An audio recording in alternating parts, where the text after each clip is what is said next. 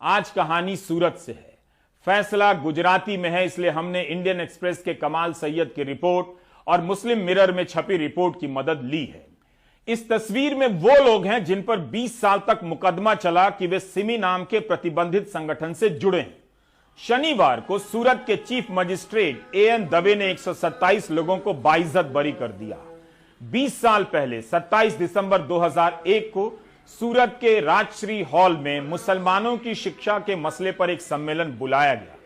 इस हॉल की booking all India minority board के तहत की गई, आरिफ माजिद मंसूरी के नाम से।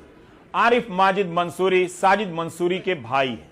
साजिद मंसूरी सिमी से जुड़े थे। सितंबर 2001 में अमेरिका में 9/11 के आतंकी हमले के बाद सिमी पर प्रतिबंध लगा दिया गया था। लाल कृष्ण आडवाणी से लेकर बीजेपी के तमाम नेता सिमी को बंद करने की बात करते थे, मुद्दा बनाते थे। प्रतिबंध के बाद यह सबसे बड़ी गिरफ्तारी थी। इन 127 लोगों में 2 राजस्थान से वाइस चांसलर थे, 4-5 प्रोफेसर थे, डॉक्टर, इंजीनियर और एक सेवानिवृत्त जज भी गए थे। ये लोग संविधान के तहत मुसलमानों के शिक्षा के अधिकार विषय पर जमा हुए थे और सिमी से जुड़े होने के आरोप में फंसा दिए गए।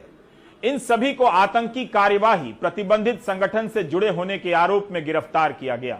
यूएपीए की कई धाराएं लगा दी गई। पुलिस ने दावा किया कि सिमी के फॉर्म मिले हैं इनके पास से, ओसामा बिन लादेन की प्रशंसा करने वाले पर्चे मिले हैं। इन लोगों को 11 महीने तक जेल में रहना पड़ा। उसके बाद गुजरात हाईकोर्ट से जमानत मिल गई। तब तक मीडिया में इनके खिलाफ ऐसा अभियान चला कि बहुतों की नौकरी चली गई। जो बिजनेस करते थे उनका बिजनेस खत्म हो गया। मौलाना अताउर रहमान वजदी साहब 86 साल के हैं, यूपी के सहारनपुर से इस फैसले को सुनने गए थे। 20 साल पहले 66 साल के थे और अब व्हील चेयर के सहारे चल रहे हैं। इस सम्मेलन में गुजरात, महाराष्ट्र, मध्य प्रदेश, उत्तर प्रदेश, कर्नाटक, राजस्थान, तमिलनाडु, पश्चिम बंगाल, छत्तीसगढ़ और बिहार से लोग गए थे। बाहर के राज्यों के आरोपियों को हर सुनवाई में आने की छूट तो मिल गई, लेकिन सूरत के लोगों को हर सुनवाई में जाना पड़ा। 7 आरोपियों की मौत भी हो चुकी है। चीफ जुडिशियल मजिस्ट्रेट साहब जो ट्रायल कोर्ट के दवे साहब, उन्होंने ये हेल्ड किया कि कोई भी आरोपी 124-27 में कोई भी कलम 10 के मुताबिक सिमी का मेंबर नहीं था, सिमी का मेंबर था ऐसा कोई प्रूव नहीं हुआ। उन्होंने कोई अनलॉफुल एक्टिविटीज की है ऐसा भी कोई प्रूफ नहीं है। उनके विरुद्ध कोई भी एविडेंस आया नहीं है। और दूसरा के सेक्शन 17 के नीचे, यूएपीए की सेक्शन 17 के नीचे जो सेंट्रल गवर्नमेंट के सैंक्शन देनी चाहिए प्रोसिक्यूशन की, वो वैलिड सैंक्शन नहीं थी। और सब तमाम वो पुरावे और वो दस्तावेज देखने के बाद आज ट्रायल जज ने सभी 127 आरोपियों को रिहा कर दिया है, उनको निर्दोष जाहिर कर दिया। अभी भी 5 लोग अन्य धाराओं के कारण इस केस में जेल में बंद हैं। फैसले के दिन 111 लोग मौजूद थे। इंडियन एक्सप्रेस ने अपने एक्सप्लेन्ड खंड में इस केस पर और विस्तार से रोशनी डाली है। पुलिस का एक बयान था कि हमने रात में छापे मारे, कुछ लोग सो रहे थे, कुछ लोगों के पास मोबाइल फोन थे जो उन दिनों बहुत कम लोगों के पास होते थे, कुछ लोगों ने सिम कार्ड ही निगल लिया। इस तरह के आरोप लगाए गए थे।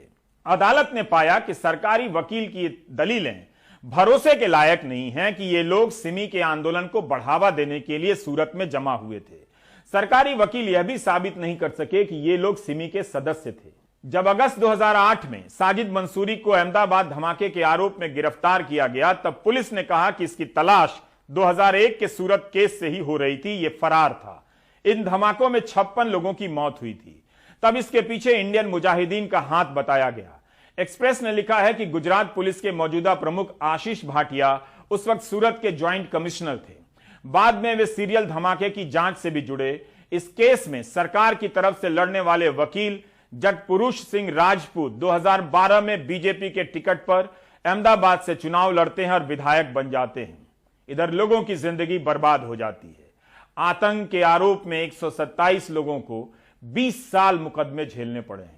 इस केस से किसे राजनीतिक लाभ हुआ और किसे अपने करियर में लाभ हुआ, इसका हिसाब तब होगा जब राजनीति पर बात करने वाले लोग सिस्टम के बारे में बात करेंगे कि किसी को फंसा देना इस देश में इतना आसान क्यों है।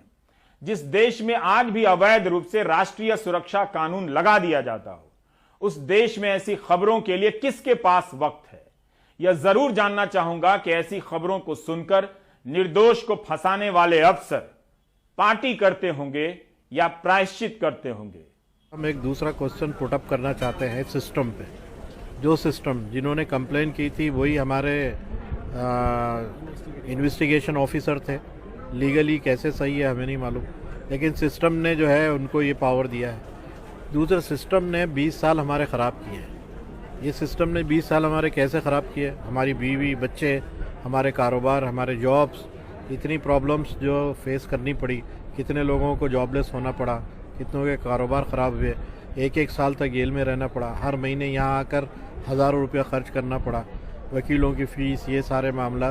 तो एक आदमी जो हैंड टू माउथ हो, ये कैसे अफोर्ड कर सकता है? तो ये जो प्रॉब्लम्स है इसको कंपनसेट कौन करेगा?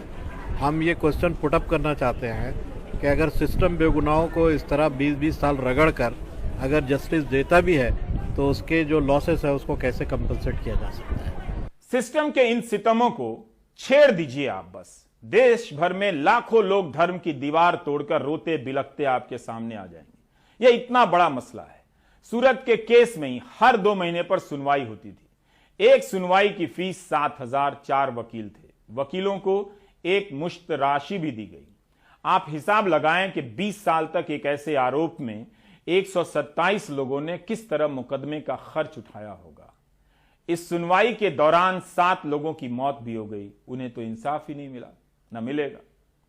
आसिफ शेख ने 2001 में पत्रकारिता में गुजरात यूनिवर्सिटी में टॉप किया था। आसिफ इस सम्मेलन में गए और प्रतिबंधित संगठन सिमी के सदस्य होने के आरोप में गिरफ्तार हो गए। आसिफ के साथ के कई पत्रकार आज गुजरात में ऊंचे मकाम पर हैं, लेकिन इस केस के कारण आसिफ फर्स्ट आने के बाद भी पत्रकार नहीं बन सके, नौकरी नहीं मिली। कभी कॉल सेंटर में काम किया तो कभी मार्केटिंग की, लाउडस्पीकर बेचा तो कभी कॉन्ट्रैक्ट पर काम किया, कपड़े की दुकान खोली मगर नहीं चली। अब 13 साल से मिर्ची बेच रहे हैं। मैं यूनिवर्सिटी टॉपर था, मास्टर डिग्री मैंने जर्नलिज्म से की है, लेकिन उसके बाद भी मुझे बहुत सारे मीडिया हाउस ने नौकरी देने से मना कर दिया क्योंकि मेरे ऊपर एक टैग लगा हुआ था। मेरा केस चल रहा था सूरत में, इसलिए मैं आज पत्रकार के फील्ड में नहीं जा पाया। मेरे क्लासमेट सब आज जर्नलिस्ट हैं अच्छे मशहूर। मैं आज मिर्ची बेच रहा हूँ। मेरे से बहुत सारे लोग परेशान हुए जो अपना करियर नहीं बना पाए, बर्बाद हुए। मेरे 38 साल की उम्र में, बड़ी उम्र में शादी हुई क्योंकि मुझे कोई लड़की देने को तैयार नहीं था। ये सब कुछ होने के बावजूद भी मैं एक सोचता हूँ कि अगर अब आप अपने कम्युनिटी के राइट्स के लिए नहीं बात करेंगे, लीगल वे में बात करना सीखिएगा, बात कीजिएगा, हो सकता है आपको परेशान होना पड़े, लेकिन आप भी अगर कोई तैयार नहीं होगा बात करने के लिए, सच्चाई के लिए, अपने राइट्स के लिए, अपनी कम्युनिटी के लिए आवाज़ उठाने तैयार नहीं होगा, तो फिर कौन आवाज़ उठाएगा? हमारा सिस्टम जिस तरह विष्णु तिवारी के लिए क्रूर है, उसी तरह आसिफ के लिए भी है। किसी को फंसाना इतना आसान हो चुका है कि फंसाने वालों को बस एक कलम चलानी होती है, फिर मीडिया उसे आतंक से जोड़कर खबर बना देता है। पुरानी खबरों की क्लिपिंग तो नहीं मिली, लेकिन आप पिछले साल इसी वक्त तबलीग जमात के कवरेज को याद कर सकते हैं क्या हुआ था।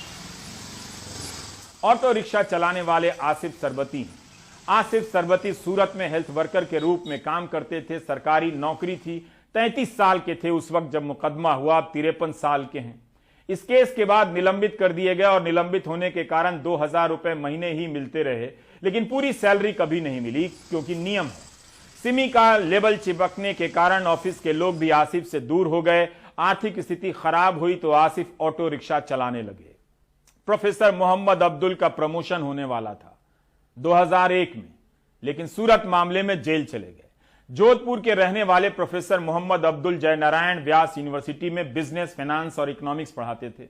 2015 में रिटायर होने तक उन्हें प्रमोशन नहीं मिला। प्रोफेसर अब्दुल को उन 4 मुख्य आरोपियों में रखा गया था जिन्हें 14 महीने की जेल हुई और सुप्रीम कोर्ट से बेल मिली थी। सरकार खुद भी अपने इस मामले में आगे बढ़कर कि भाई इस मामले में किसी न किसी वजह से जो गलती हुई है और उसके अपने कंपनसेशन के लिए वो कोई कदम उठाती है तो ये भी अपने उनके लिए एक भले की बात होगी और एक अच्छा मैसेज जाएगा। तो हम यही चाहते हैं कि अपने ये जो अच्छा फैसला हुआ है और भी अपने एक गलती से जिस चीज से आइडिया मार्केट एजुकेशन बोर्ड के लिए एक अच्छे कदम तौर पर लोगों ने शामिल हुए थे और उसको किसी तौर पर गलत एंगल से सिमी के साथ जोड़ा गया था जो कि सही नहीं था। और उसमें पूरे भारत के अपने अच्छे अच्छे लोग, डॉक्टर, इंजीनियर, प्रोफेसर, उलमा लोग जो शरीक हुए थे उन सबको भी अपने राहत मिलनी चाहिए। उसके लिए कोई जो भी एजेंसियां हो उसके अपने तौर पर कोई काम करे और उनके लिए इस तरह का प्लान बनाए कि लोगों ने जो इस तरह की यातनाएं और अपने परेशानियां झेली, तरह तरह की अपने चीजें जो समाज के वजह से उनको अंदर वो पीड़ित होना पड़ा, तो वो सब चीजें उनके लिए अगर राहत के तौर पर कोई पैकेज उनको मिलता है तो मिलना चाहिए। और जो जॉब में थे उनकी जॉब के मामले जो जितने भी सारे अटके हुए हैं प्रमोशन के एरियर्स के, उन सबको अपने जो संबंधित जो संस्थाएं हैं उनको भी चाहिए कि वो सारे मामले उनके लिए जल्दी से जल्दी उनको हल करे। इसी तरह कर्नाटक के निसार की पूरी जिंदगी जेल में बीत गई। मई 2016 में सुप्रीम कोर्ट ने निसार को बाइज्जत बरी किया। निसार को ट्रेन में हुए बम धमाके के आरोप में गिरफ्तार किया गया। 8150 दिन जेल में रहे थे निसार। जेल से आने के बाद कहा था कि मेरे लिए तो जिंदगी खत्म हो गई। अब जो आप देख रहे हैं वो एक जिंदा लाश है। यह आप पर निर्भर करता है कि आप सबके लिए कैसा सिस्टम चाहते हैं।